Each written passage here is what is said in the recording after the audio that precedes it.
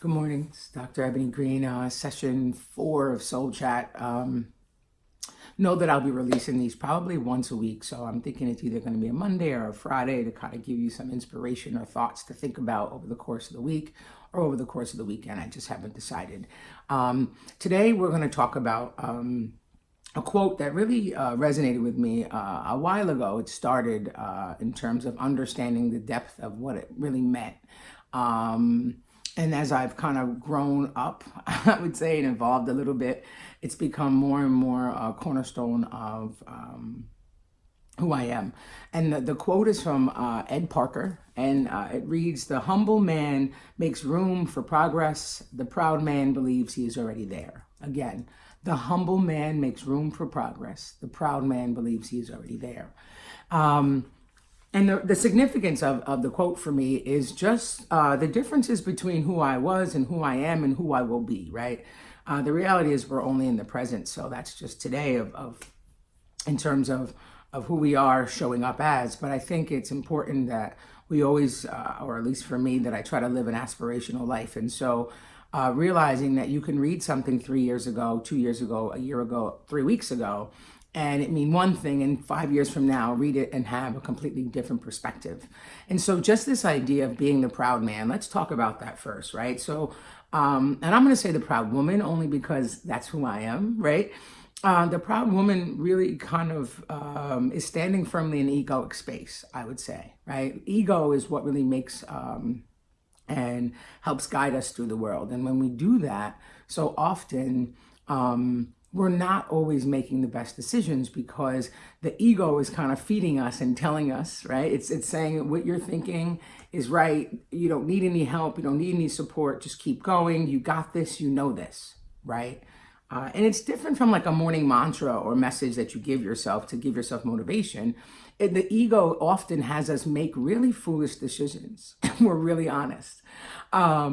And I can only speak from my own perspective. And so, there was much of my life that I thought I had figured it all out, that I knew what I needed to know, and that when people were giving me critical feedback, that they were jealous or they didn't understand my perspective, they didn't understand me, right? I attributed all these things to folks who really were actually critical friends, who really, really, really loved me deeply.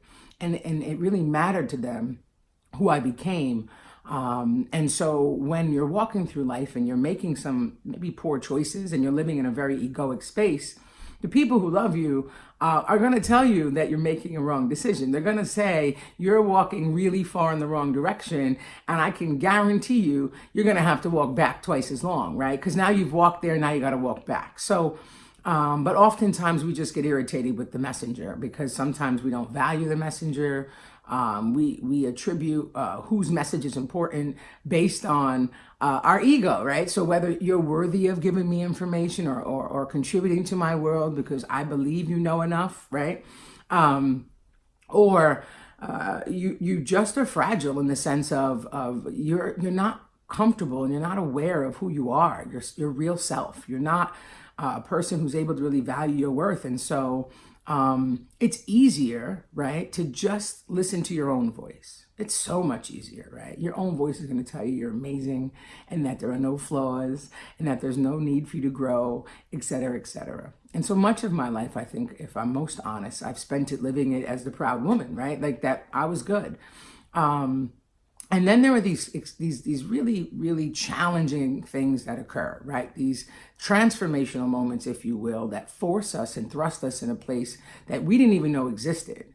And if we're smart and if we can try to summon some strength, then we're willing to take a peek at this concept called the humble woman or the humble man, right?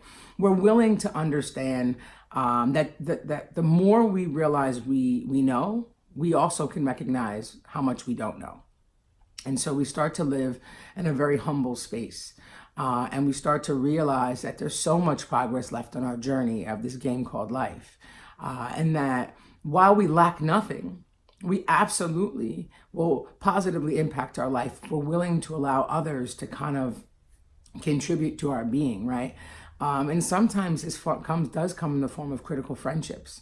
I will say that the folks that I have around me are awesome, right? They are truly a gift, each and every one of them. And I say folks, but I also should say animals, because I have quite a few animals that I live with and are around me on a daily basis. The reality is that I'm blessed, I'm lucky, because each of those people see life from a very different perspective. And each of those people, in some ways, have invested in the contributions of trying to lift me up in some way, shape, or form. And I hope that I'm able to do that for them. I'm hoping that what I contribute to them is equal to the love and joy and care and concern that they extend to me, that I'm able to extend it back to them. But this process of stepping from the egoic space and stepping into the humble placement that is actually really for us comes with growth. It comes with evolution. It comes with failure. It comes with falling. It comes with failing. That's what it is. And so I would just say that if we're smart, we'll start to spend more time being humble in the ways in which we navigate this space called life. And understand that there are so many people who are the bearer of information, of messages, and that we should value every single message that comes to us, because each one builds us to a better place. And so I wasn't able to see that, though, from the proud space, right? I wasn't able to see that when I was standing firmly in ego. And then when people would challenge me, I would double down on ego, even when I had evidence of being wrong. I wasn't able to genuinely embrace my purpose or my life. And I really realized how much I didn't value myself when I stood in that ego space, because in that space is such a world of fear that you'll see pieces of yourself you don't want to see. Here's the reality. The universe will, in my opinion, tell you, and then the universe will show you. And I can guarantee you would much rather get that as a message than as an experience. And I say that humbly as the recipient of both messages and experiences. Each one is significant to my growth and journey. Each one I can respect as a contribution from the universe.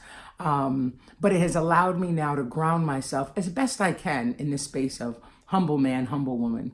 Ultimately, the reality is that we all are a work in progress, and there is no destination, as I've indicated before, to get to.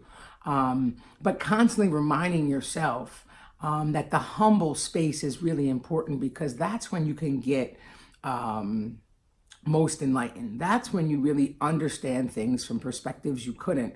Realizing that we are all vessels, right? And we are all frail in some regard. We're fragile sometimes. We're strong. We're mighty. All of these are the complexities of humanity. All of these are the complexities of self. And each can be embraced. So I try to put in some questions for you to kind of challenge yourself as you're listening to these messages. And so I would ask you, what are some of those examples when you're the proud man, right? When you're not listening to logic and reason and those who love you, who are just trying to point out something for you to consider, right? Do we need to shut them down? Do we humbly say thank you? And then in the quiet of our night, unpack what they've said, unpack their truth, right? And how often are we able to step in that space of humble? How often do we live there? Do we recognize that the space of humble certainly guarantees us a better experience in life than the space of proud? And if we don't, what is the work we have to do on self to get to the place that we can recognize the positioning of humble often after the fall? Just a side note, if you see something moving around, I do have an awesome dog who just tends to inhabit my world all day. So he's kind of over there and moving. Anyway, again, I'm trying to make sure I keep these short. Are you the proud man? Are you the humble man? Where are the places and spaces that you have been proud and now have been humbled, or vice versa, right? Sometimes we fall and we believe and step into this humble space, and then something happens and we go back to the proud man because that's the place that we think keeps us safe.